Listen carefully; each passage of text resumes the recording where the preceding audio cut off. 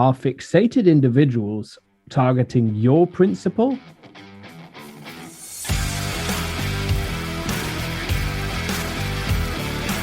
Welcome to the Circuit Magazine, the #1 source of information on protection matters, the industry-leading magazine for all security professionals who want to stay ahead of the game.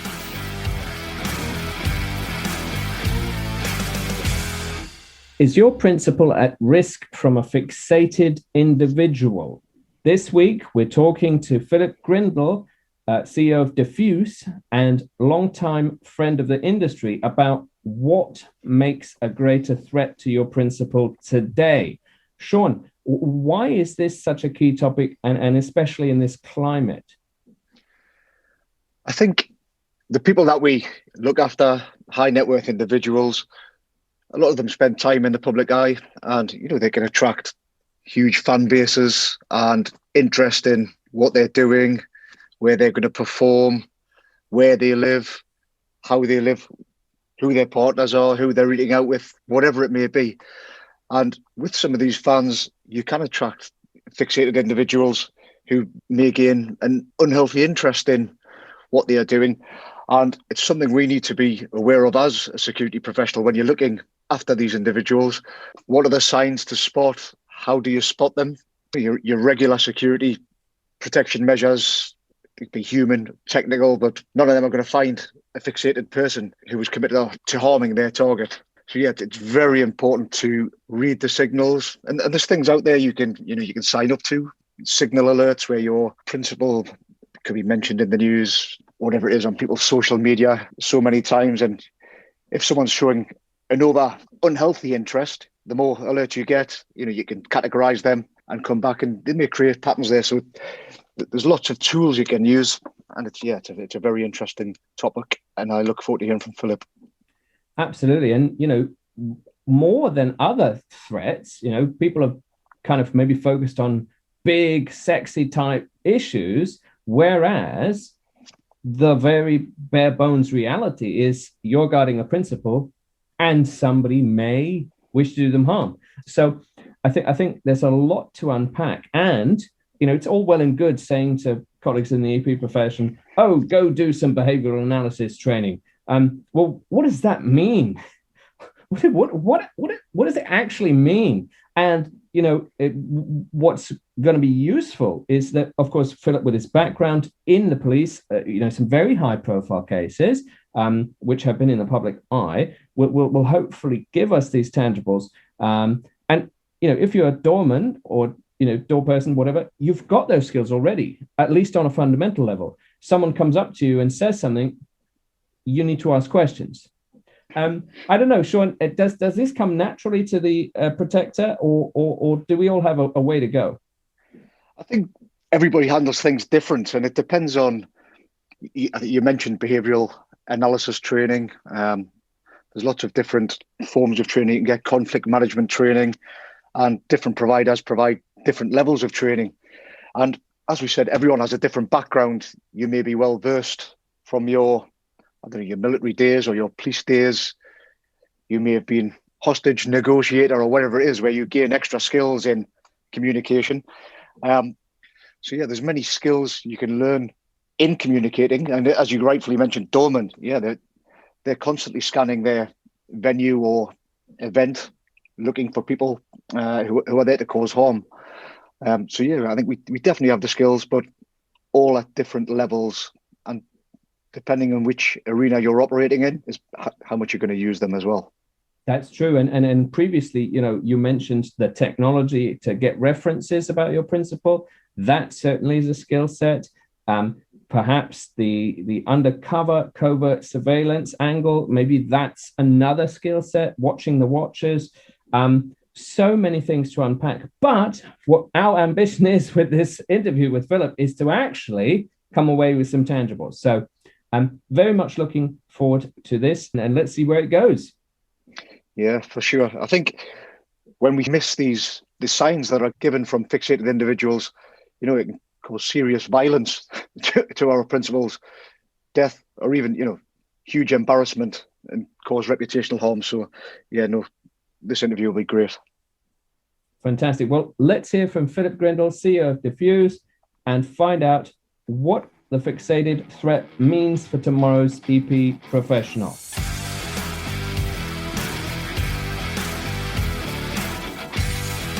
And now, let's meet one of the contributors to the Circuit magazine.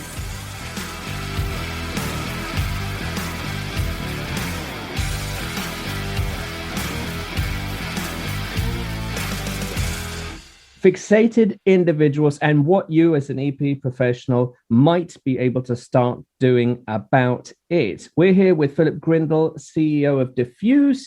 John Moss and myself, we're very excited to have you on today. How are you doing? Very well, thank you. Very well. Well, it's great to have you here, and I know you've written for the magazine and spoken at events in the past, so it's lovely to bring the pages of the magazine to life. Fixated individuals, it's a very serious topic, but let's do some quick fire questions. What is the problem at this stage, as you see it, that needs to be addressed? I think people need to understand the threat that is posed by fixated people, and that actually they are more likely to engage with a fixated person than they are with a terrorist or anything of that nature. And they need to, it's going to recognize that it is a greater threat than all the other things. I see. Yeah, absolutely. And I know you've been speaking about this for a long time. And of course, you've got a previous career. But where does your enthusiasm or passion to solving this problem come from? Well, I spent, much like I'm sure many of your listeners, I spent most of my professional career protecting other people in one format or another. And, I'm sure, again, like many of your listeners, my passion, my purpose is around making a difference. And many of the environments I've worked in, whether they've been homicide investigations, whether they've been domestic violence, whether they've been child abuse, etc., one of the common denominators is the impact of being targeted by someone who is fixated on you. And when you're talking about stalkers, when you're talking about high profile people, it's a recurring theme. And when I then, as you alluded to, was brought into Parliament as a response of the assassination of Jo Cox MP, it became even more relevant to me and more apparent to me, not just the abundance of these fixated individuals, but actually of the impact on those people who were being targeted by them. And the impact is so great, in fact, but much of it is psychological. And therefore, it has a real impact on your performance. Now, whether you're a professional athlete, whether you're a very high profile, successful business person, or you're a celebrity or what have you, it's something that impacts anybody in society, whether you're famous or not, whether you're rich or not. But certainly if you are high profile, there is a far greater likelihood that you're going to be targeted by someone who's fixated. And for me, who spent most of my life trying to campaigning and working to protect those that are more vulnerable than others, that's where that passion has come from. No, that's great. I really appreciate where you're coming from with that. What about the people out there? Obviously, now you've made it known that this is an issue, right? But what about the people who are completely uninitiated in this topic? They might be an EP professional, but they have no idea about how far-reaching this really is. What would you like the completely uninitiated to know?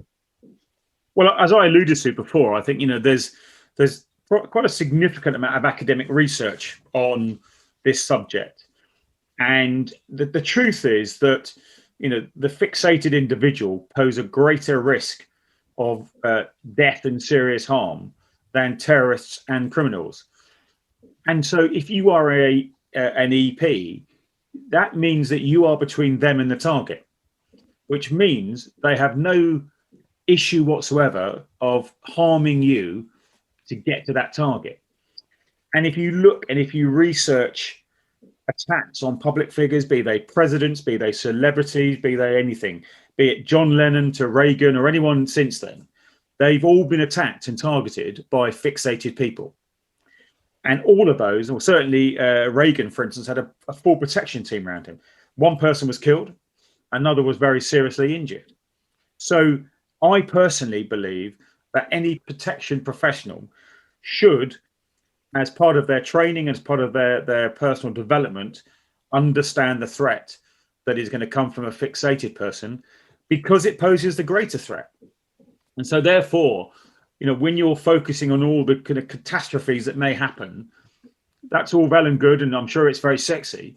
But the truth of the matter is, you're more likely to come across a fixated person than anything else.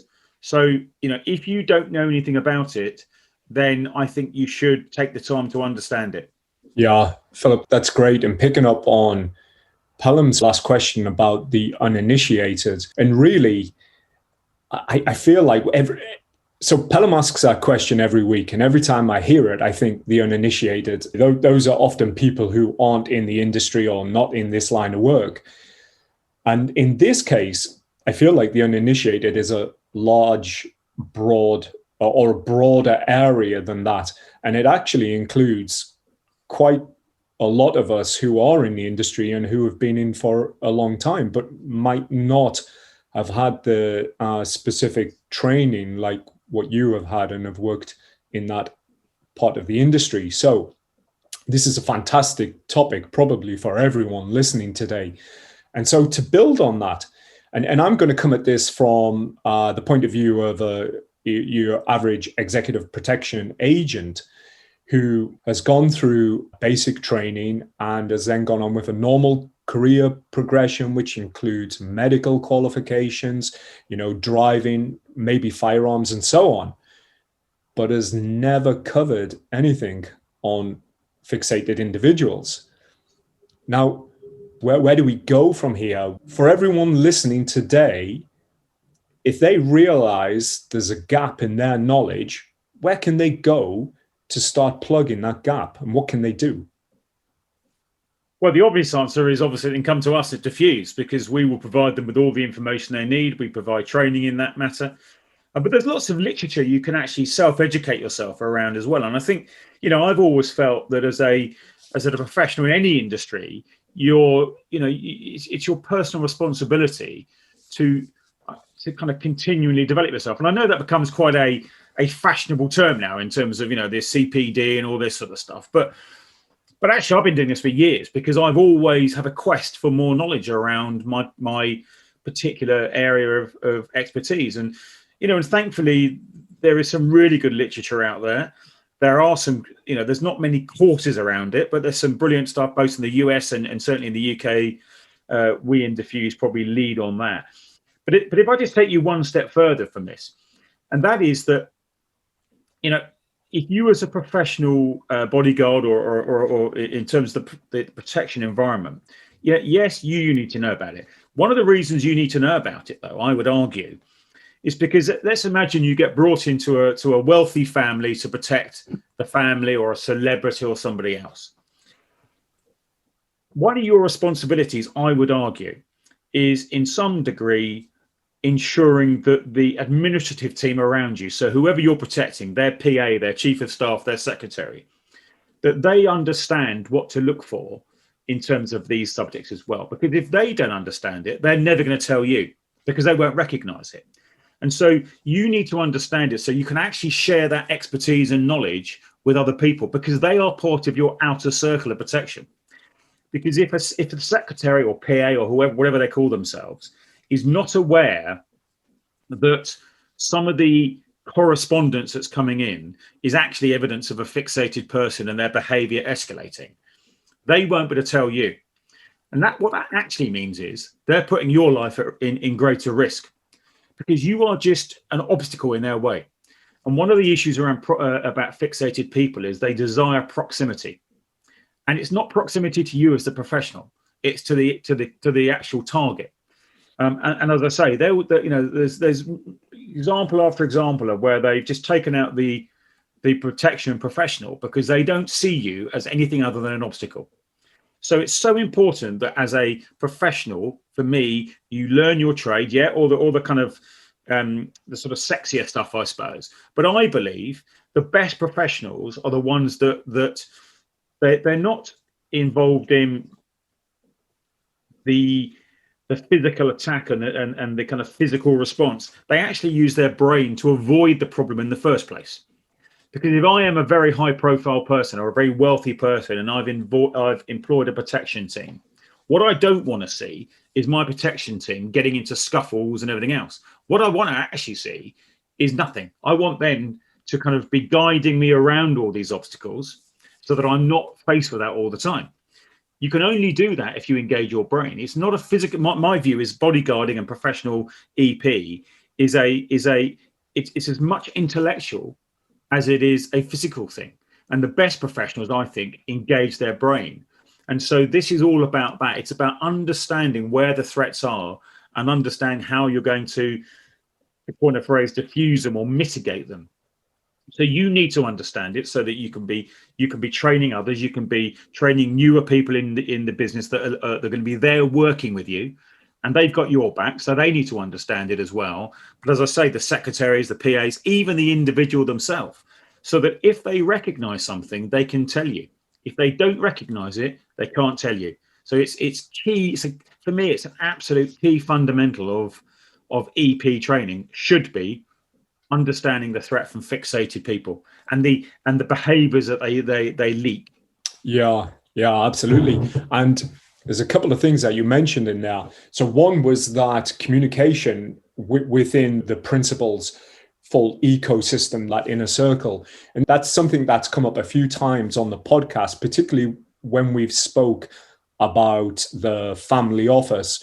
And often in that makeup of the principals, team, the home office, and so on, the security is often seen as the outsiders. We're often contracted in, separate agency. And this is where, whenever there's a breakdown, 8-9 times out of 10, it's coming through communication, simply that it's not being communicated up and down the channel. So that's really important. And I think that fits in really well to our kind of broader discussion that we have across the podcast. And then the other thing, which also ties into what you were saying about great literature out there, is you did write an article for the most recent Circuit magazine. And in that article, one of the things that jumped out to me is you say in that research shows traditional physical protection measures are often not enough to prevent or to be a sufficient defense against a fixated individual. And so drilling down into some kind of practical tips and takeaways for the listeners, what can we do as executive protection in order to spot and then combat fixated individuals? And I know that's very broad and there's probably a lot in there. So maybe let's just hone in on the identification first of all. So I think there's a number of different things, and it does depend to some degree on the job you're on, shall we say. So let's take an example of you protecting someone in the music business who's going to be at concerts and moving from event to event to event. One of the key things I think you can do whenever you're doing any events, and let's be clear, that's whether it's about the football or whether it's about a musician or even potentially a business speaker who's going to be moving to a different event. We know that one of the things that fixated people want is proximity. We also know they turn up at events. And if we look at some of the history, and if anyone kind of does our training, we talk about it in great depth. The assassination of Robert Kennedy, his assassin turned up about 8 or 9 times to the event and hostile wrecked the event. And the problem is that very often your inner circle of the protection professional is sometimes dislocated from the outer cordon of the RSO or the security person that's employed on the outer rim of the event. And again, they are your eyes and ears, because if you are having a debrief at the end of the event before you go to your next event, and the subject comes out about, actually, this bloke turned up again today, and I've seen him at other events, or this guy turned up and he just seemed a bit weird, that shouldn't be dismissed. Because if that's intelligence, right? So that should be recorded, that should be made aware to you. You should try and identify who he is, get an image, whatever else. Because if then they turn up at the next event, then again, that escalates that. And you suddenly think, okay, that's twice he's been now seen. And so you need to understand that actually, is that individual just turning up because they're like a super fan? Are they turning up because actually they want to pose a threat and they're testing your security? Because they do that. This idea that they've got mental health issues, which many of them have, please don't ever think that because they've got mental health issues, they are stupid or lack intelligence or any of that sort of stuff, because the two don't work in correlation. They will turn up. They will test your security. They will ask your security questions, the outer cordon. It's amazing how much information people on the outer cordon give away to people, about you, about your protection. Oh God, has he got armed protection? Oh no, they're not armed, they're just there. Or how many of them are there? Oh, he has a team of about 10 everywhere he goes. That's all information that we shouldn't be giving out. But they will ask those questions. And so it's important that those sort of debriefs happen so that, between shifts even, has somebody turned up today that we're not aware about, that was unannounced? Actually, yes, a bloke turned up, he was driving this car, he did X, Y, and Z. Brilliant. I know, John, we've both been in the military and we've both probably stood on the barriers outside our barracks and been bored shitless when we were doing that. The point is, we both had to do that. We both remember something turned up, or we used to call them dickers in Northern Ireland, where, somebody would repeatedly turn up. That was intelligence. So the same applies to whether you're RSO at a lovely country estate or you're at an event. If those people are turning up and they just seem to be looking, or even if they're asking weird questions, engage with them, find out who they are, report back, because that potentially is the early stages of this happening. And so I think there's a great deal, it's not all sexy stuff. Sometimes it's just the real basic stuff. If you then move on to the kind of more complicated stuff, potentially around when you're then looking at, okay, we're going to investigate that person and we're going to look at the intelligence. There are indicators, linguistic and behavioral indicators, which if you know what you're looking for, you will spot things. And therefore that gives you an indication that this person is beginning to escalate. This person's behavior he's leaking behaviors that tell me he's becoming a threat. And of course, that then means you need to engage with law enforcement, because they have the powers, if you like, to actually do things proactively in terms of, going and finding out who this person is, engaging with mental health services. Because one of the common denominators and one of the reasons they started FTAC, which is the Fixated Threat Assessment Centre in UK, was, you'll get someone who has got serious mental health issues. They go and see their GP. The GP says, how you doing? Yeah, I'm brilliant. Thanks very much. Unbeknown to the GP, he's actually writing 200 times a day to somebody. And so the GP doesn't know that. And so therefore he just thinks everything's fine, or she thinks everything's fine. And so, there's always evidence. There's always behavior or information that's being leaked. It's about observing that information, taking note of it, not dismissing somebody because they appear a bit weird or a bit silly or a bit, or just a bit of a pain. Actually thinking, could this be a threat? And if it is, I need to make sure that the inner circle or the next shift are aware of it so that we can actually prevent something happening. After the 9/11 attacks and then everything that's led on from there, there's a kind of a heightened sense of awareness and alertness there. But at the same time, I think one of the things you've highlighted, especially to do with the kind of the mental well-being of these individuals, is that it's not necessarily going to be the same indicators. So when we've been on heightened alert towards terrorism and potential terrorists, we're looking for a different set of clues and indicators. Would that be fair? Well, I think what we can't do is put them all in one pot. Mm-hmm. Some will, some won't. I think, we shouldn't be saying, oh, he's agitated, therefore he can't be a fixated person, because they may well be. They may well be all sorts of different behaviors. And in actual fact, if you look at some of the lone wolf behaviors, they demonstrate many of the same behaviors in terms of the pre-attack indicator behaviors. My view is that anything that your instinct tells you is odd should be reported, either within the team. So whether you have an intelligence officer on the team or you have a debrief officer, whatever. Has anything odd happened today? Has anything out of the ordinary? Has anyone turned up that we weren't expecting? Has any, and I appreciate that, some protection teams will get indications of who's turning up, others won't, depending how the principal operates. But has anyone turned up today who we weren't expecting? Yes, this person, he turned up, blah, blah, blah. Brilliant, thank you. Let's make a note of that. And of course, if that person turns up again, well, why are they turned up twice? Is there some issue here, or is there a legitimate reason for them being here?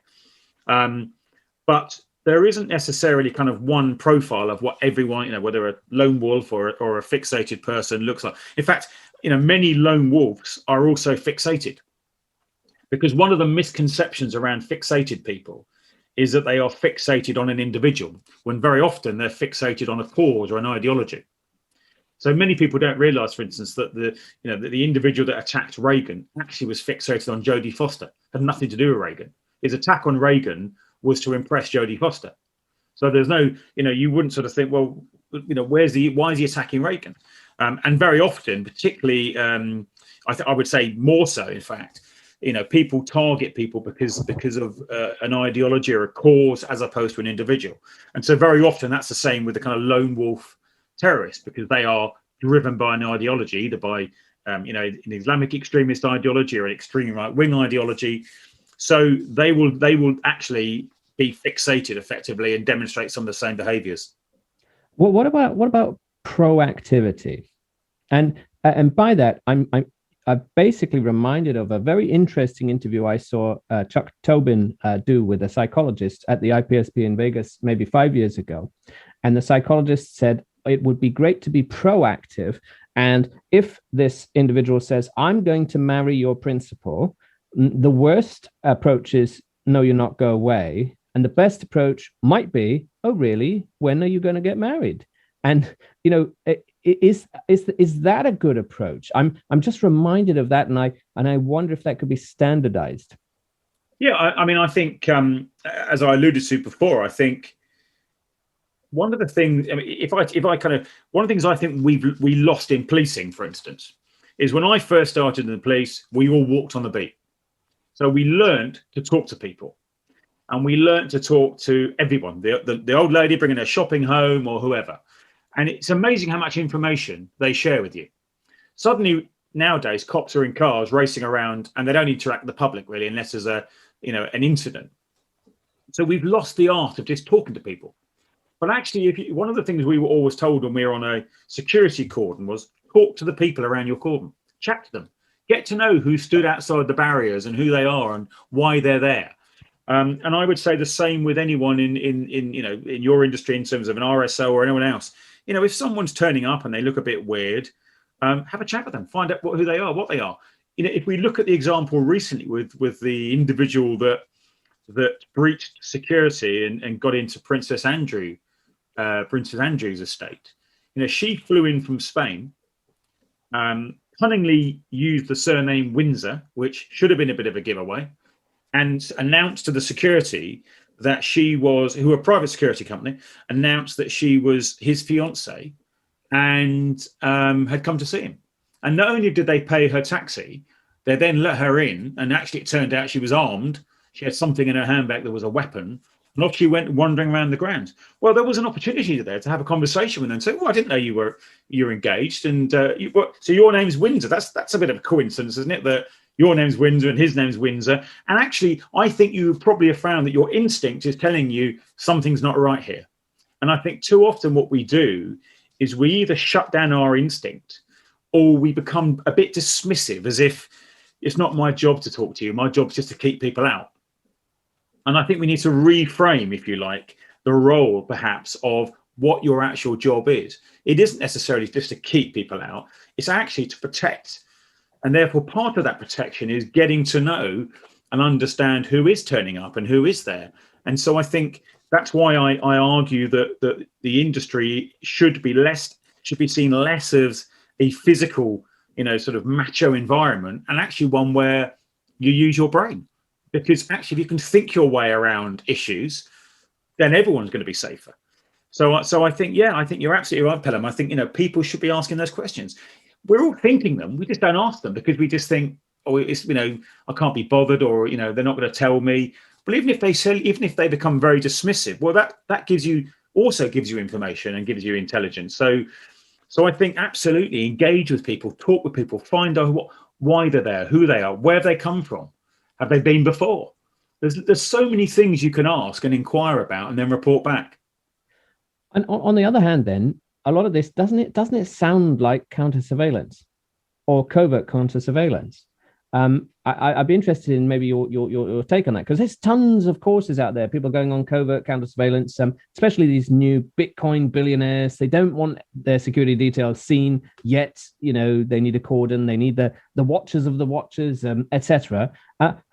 Is there an overlap here? Well, it would depend on what is meant by counter surveillance and what skills are kind of taught in that one. I think there's lots of grand titles out there. I'm not sure quite what they all necessarily achieve. I think what we have to get our head around is whether it's a terrorist, whether it's a criminal, whether it's a fixated person, they are going to conduct hostile reconnaissance on you. And yes, a good percentage of that can be done on the internet now. But if you are a proper professional, you are going to get boots on the ground and come and actually do hostile recon.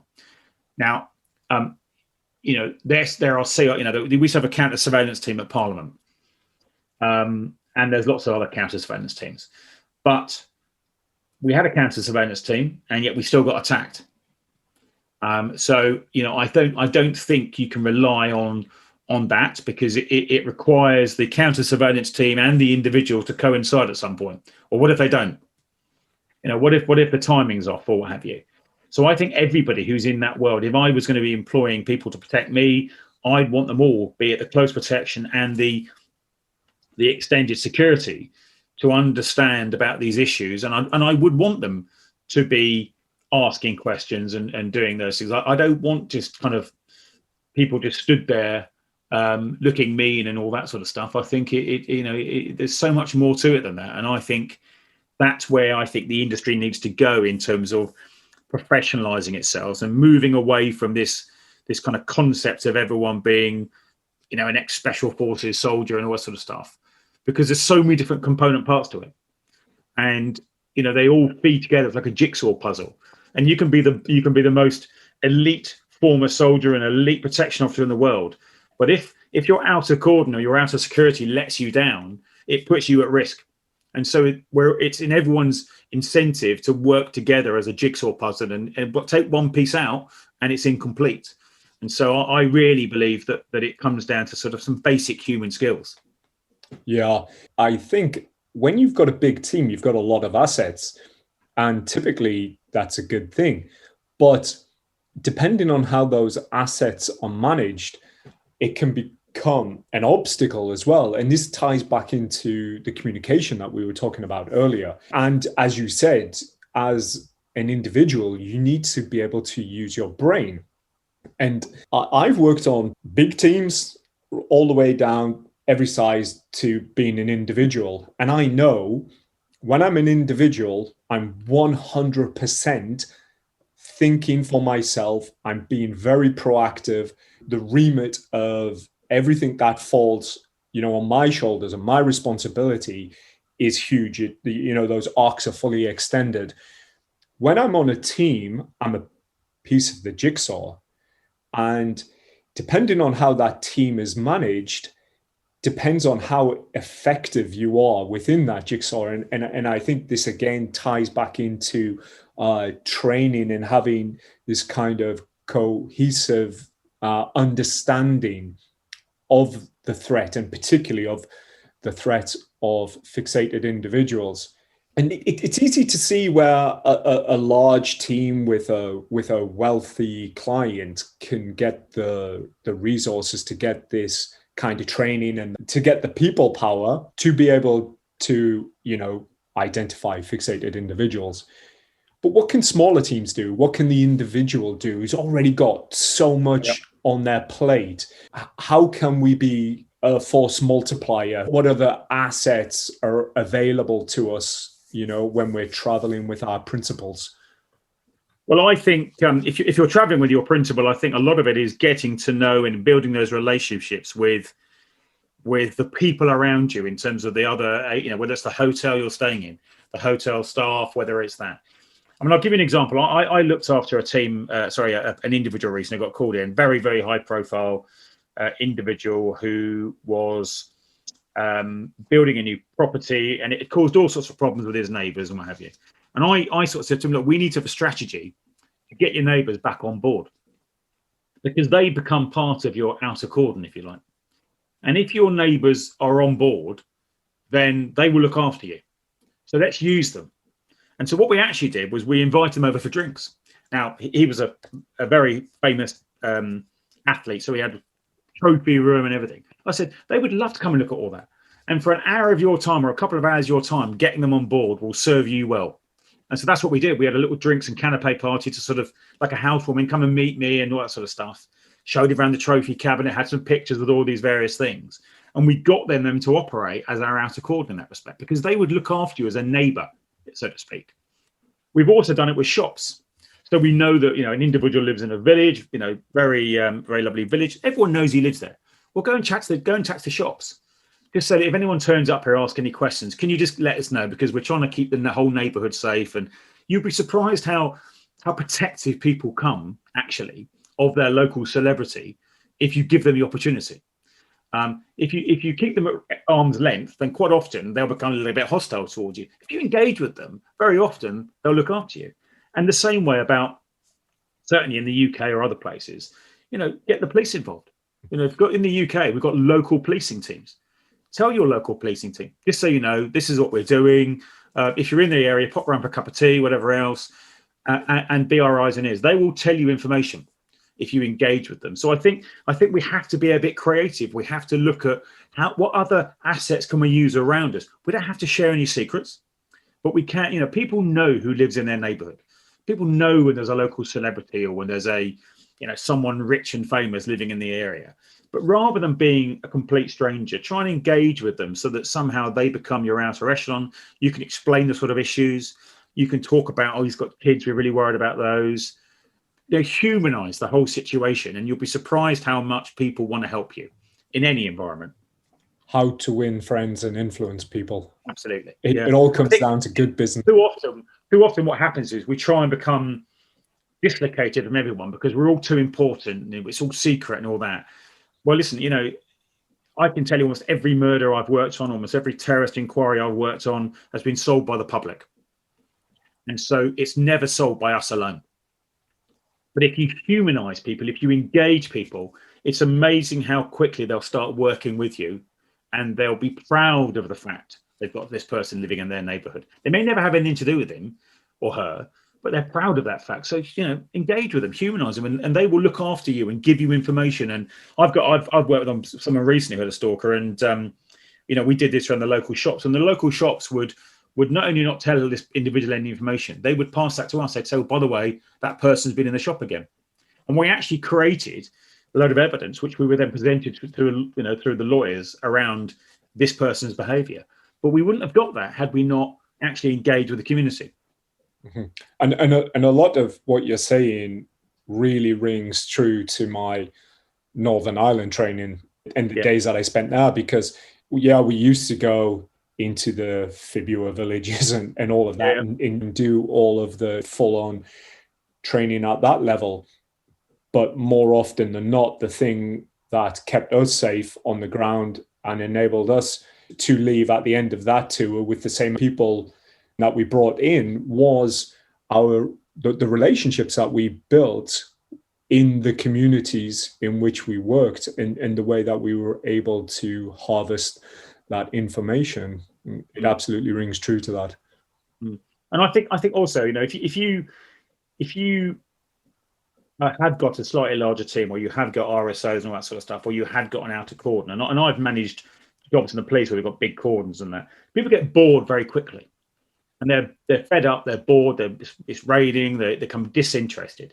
The more you give them to make them feel part of the puzzle, the more focused they are, the more engaged they are, the more switched on they are.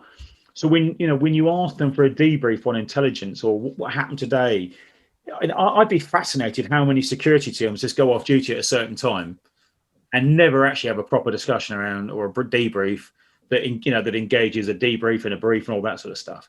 So their 8 hours or 12 hours on duty has meant nothing really, because it stood there. And they don't feel of any value because no one's asking them anything. So they don't. Very often, if you don't ask, people won't tell you. If you do ask and you engage, people begin to start saying, actually, I saw something, the same car went past twice, never seen it here before, or what have you. So, and sometimes it might be, you might get a bit of evidence or a bit of information around a local criminality gang. You share that with the police. They become, you become part of their trusted circle then. So, it's kind of works both ways. But I think the more we're all engaged in what we're actually trying to achieve, the better.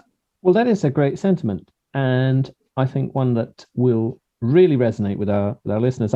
I'm very pleased how hands-on this interview has gone, because it is tempting to look at macro topics and navel gaze, but I think this has been great to really draw out some actionable, tangible benefits of addressing this topic. What's next for you, Philip? Well, we've got significantly busier over the last few weeks, and sort of as we're all merging out of our homes to face the reality of life again, and we're very busy. We're doing a lot of due diligence work, and again, it's a similar topic in some respects about when some of our clients are employing people or engaging with people. Very often, the kind of due diligence they've done previously has been compliance based. Have you got a CV? Do your references say what you want them to say? All that sort of stuff. And what we're doing is an awful lot of work around risk-based due diligence. So, what is it you don't know about this person?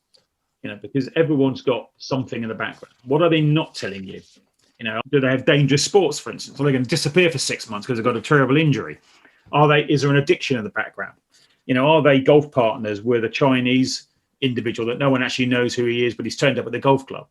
Are their children activists and therefore potentially a threat because they are campaigning against the very things that your principal's investing in? Are you aware of all this sort of stuff? What do you know about this person? How do these connections they have? Well, how do they have those connections? Where have they come from? So we're doing a lot of that work around the intelligence piece behind it and looking at providing our clients with that information that they don't know. Because information is everything, and I know that people use the phrase about data being the new oil. My view is that the analysis of data is actually the new oil. Otherwise, data is just data. So we're doing a lot of work in that space around providing that information and intelligence to people, so that your guys and girls are made safer, because that threat again is reduced. Yeah, and I think it highlights as well the benefits of if you have the resources to do it, to bring in an outside agency, because I know a lot of times on teams that are well established, boundaries creep in, and we don't push those boundaries because often those boundaries either are put there by the principal because they don't want you encroaching into their private lives. They don't want you overhearing their business talk and having cross-contamination and so on. And so while, yes, you are there to serve their best interests, you're often, to a degree, inhibited from doing that simply because you don't have access to all of the data. And then, as you say, not necessarily either the experience, the skill set, or the time to analyze it. And so I could really see the benefit of bringing in somebody like yourself, an outside agency with fresh eyes as well, and who aren't constrained by those boundaries, who have that freedom, would be a huge asset. I think the days when you just get someone to protect you, and particularly in the UK environment, well, let's be quite clear, no one's armed, at least you're not armed. So therefore you have to use your intelligence, you have to use your skills and all that sort of stuff. Intelligence is becoming something that the military and the police and the intelligence services and all those organizations and business have thrived on for as long as we've all been in existence. But increasingly, we're being called in to do intelligence work on private families and the wealthy and all that, in terms of, well, who is this investor? Where have they popped up from? Or you're going to invest in this organization. What do you know about them? Do they compromise your values? Or what's actually in your background? Is something in your background going to cause you a problem if it comes out? And so intelligence and what we specialize really in is the kind of deep analysis of it. So we never just provide data, we provide analysis. And I think, that's becoming more and more important. Sad for me to say, but very often we're being called in now because the police investigation has been poor or non-existent. And so, we've just been called into a £5 million robbery because they're not happy with the investigation. And frankly, neither would I be if I was running that team. So they've called us in to kind of take over some of that investigation and put a bit of impetus behind it. Now, we'll share everything with the police, but they need action now. They can't wait a week or 2 weeks until the police decide they want to get involved. So I think it's an expanding market. I think the personal protection or corporate protection world is going to expand. I think there's going to be greater threats, particularly, I think, from hostile former employees. Particularly when we get rid of the furlough scheme and all of a sudden we get lots of people made redundant. Within that echelon, there will be some that come after, chief executives, etc., and very high-powered members of these global organizations. And I think we're going to see an increasing threat by activists. And I don't mean the investment activists, that side of it. I mean proper activists who will be coming after your chief executive or your whoever it is, because in some way they held them responsible for the demise of their eco policy or whatever else has gone on. And again, that's about a cause, not about an individual, but they'll target an individual and they're increasing. If you look at the animal rights methodology, which is what most activists now follow, if you look at how they operate, it's about targeting key people at their homes. It's not about taking them on at work or taking the business on. It's about targeting significant members of organizations at their homes where it matters, where it really gets to them. And even if they're not there, target their families, because that's how you get to people. That's how you cause people to either resign from their position or start changing their decisions because it's impacting their personal lives. So I think we'll see a bit more of that. And I think that's going to require greater skill, greater intelligence, and greater professionalism from all of us that are involved in that world.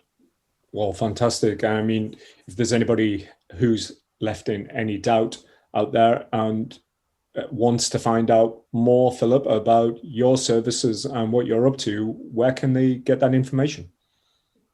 Well, they can find us at diffuseglobal.com. So anyone can get through to us via the website or inquiries, enqs@diffuseglobal.com. And, we're going to do some more training coming up around some more webinars. And so we've actually done a couple of training packages at close protection courses for some companies around all this subject matter so that we give them everything they need to know about the threat that they're going to be faced and how to identify it. And equally, if you want us to come and help you keep your principals safe, that's what we do. We've all of our background are people that work for US Secret Service, myself, and we also do the whole behavioral science thing so that you can understand what makes your adversary tick and how then do you counter that. So yeah, we'd be delighted to hear from anyone who thinks we can add value. Perfect. Well, you definitely have added a lot of value over these last few minutes. This interview, I think I've really enjoyed it. Thank you very much, Philip, from John and myself for being such a great guest on the Circuit Magazine podcast. And we look forward to welcome you again soon, either on the magazine, on one of the events, or perhaps another session. Sure. Yeah, I think I'm going to prepare another article around the pre-attack indicators for Fixated. What actually do they look like? That'd be perfect. Well, we're very much looking forward to reading that. And yes, thank you very much. My pleasure. Thank you. Thanks, Philip.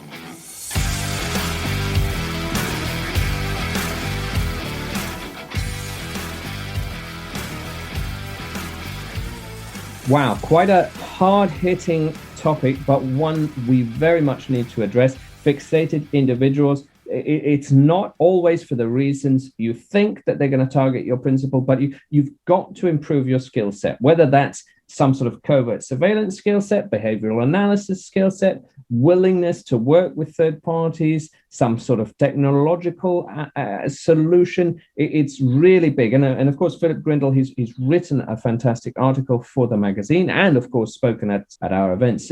Sean, what did you take away from today?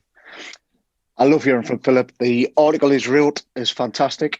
I've seen him speak before at one of your events, and I just love everything he has to say. He's speaking from an extremely knowledgeable background, and I don't think there's anyone who's listened today who will not take anything away from this. Everyone's going to learn from it, and I think it's a very positive podcast, which everyone's going to enjoy very much. I absolutely love it. Well, in the wider community, I think we're going to be talking about fixated individuals on the NABA Protector app and of course BBA Connect app.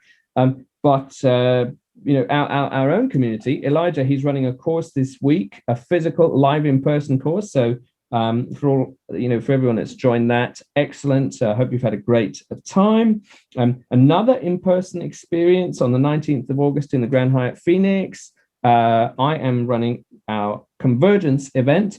That's a nice but COVID secure event in person. Some of the nice faces from the community that you know and love: Chris and Danita Grow, Christian West, and many others, including Joe Ortera, coming all the way down to Phoenix. So nice to combine the community there.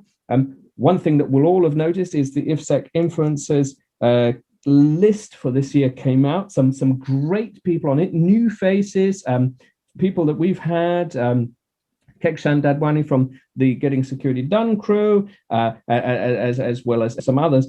But noteworthy, a big Australian and New Zealand representation, which is really good news, isn't it, Sean?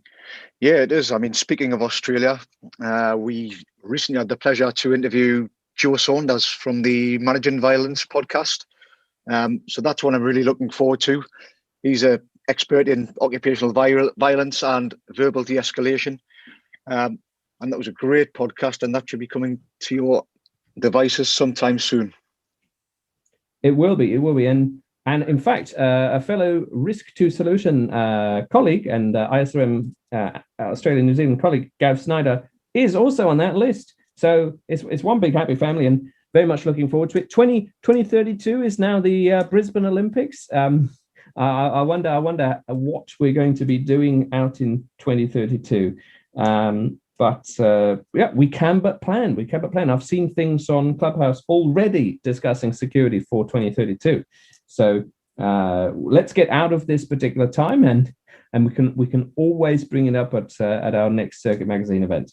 Please do submit articles for the magazine. We're looking for the next contributors. You could be that contributor. We're very much looking forward to hearing your story. And yes, check out our forthcoming events. And of course, personal plug, my physical event in Phoenix on the 19th of August. Be there if you can.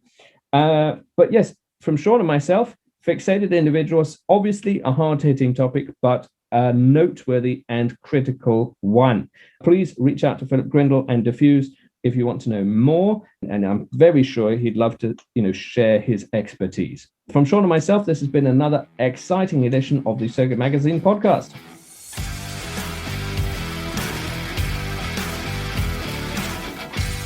You have been listening to the Circuit Magazine podcast. Be sure to subscribe and be sure to not miss an episode.